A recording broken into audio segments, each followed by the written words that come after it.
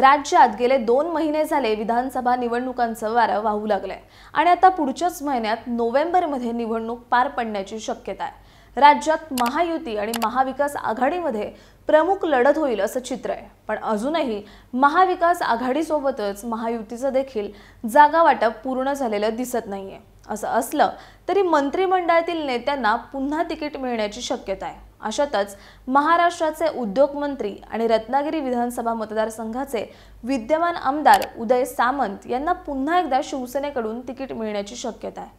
2004 पासून सलग ते या मतदारसंघाचं प्रतिनिधित्व करत आहेत, पण सध्या राज्यातली स्थिती बघितली तर महायुतीच्या उमेदवारांसाठी आगामी विधानसभा निवडणूक टफ जाण्याची शक्यता आहे। याचं कारण म्हणजे उदय सामंतांविरोधात शिवसेना ठाकरे गटाने दंड ठोपटलेत। ठाकरे गटाला मिळणारी सहानुभूती बघता यंदाच्या विधानसभा निवडणुकीत सामंतांना आपला गड कायम राखता येणार का असा प्रश्न राजकीय वर्तुळातून व्यक्त होतोय।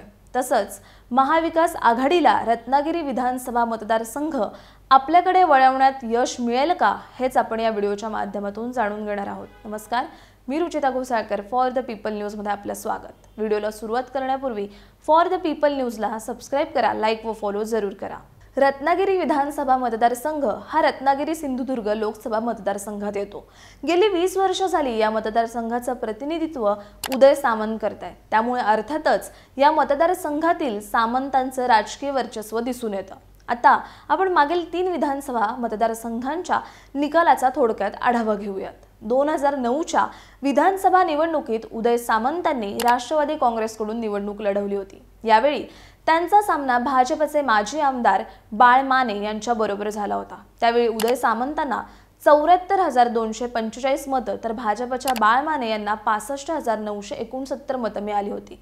या निवडणुकीत उदय सामंतांनी 8,276 मतांनी भाजपच्या बाळ माने यांचा पराभव केला होता। त्यानंतर 2014 मध्ये त्यांनी राष्ट्रवादी काँग्रेसला रामराम करत शिवसेनेत प्रवेश केला आणि शिवसेनेकडून निवडणूक लढवली। 2014 ची विधानसभा निवडणूक ही भाजप आणि शिवसेनेने युतीमध्ये न लढवता स्वतंत्रपणे लढवली होती। या निवडणुकीत शिवसेनेच्या उदय सामंतांनी भाजपच्या बाळ माने यांचा 39,427 मतांनी पराभव केला होता।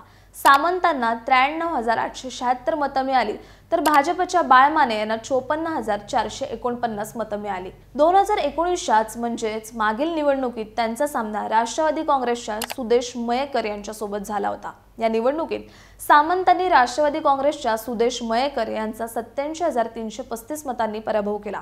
त्यावेळी सामंतांना 1,18,484 तर मयेकर यांना 31,149 मतं मिळाली होती। आता मागील 3 निवडणुकांचा निकाल आपण बघितला। या तीनही निवडणुकांमधील सामंतांची मतं ही वाढलेली पाहायला मिळतात।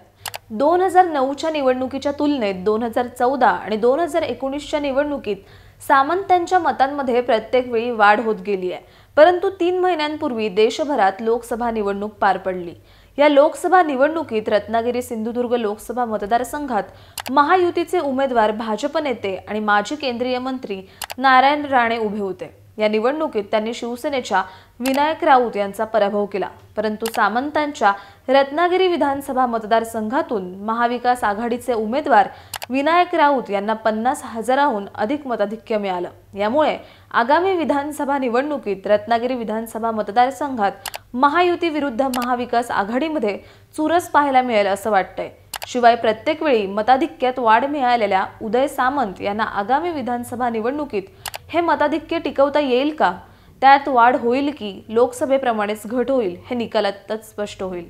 तर महाविकास आघाडीत हा मतदारसंघ शिवसेना उद्धव बाळासाहेब ठाकरे पक्षाला सुटण्याची शक्यता आहे।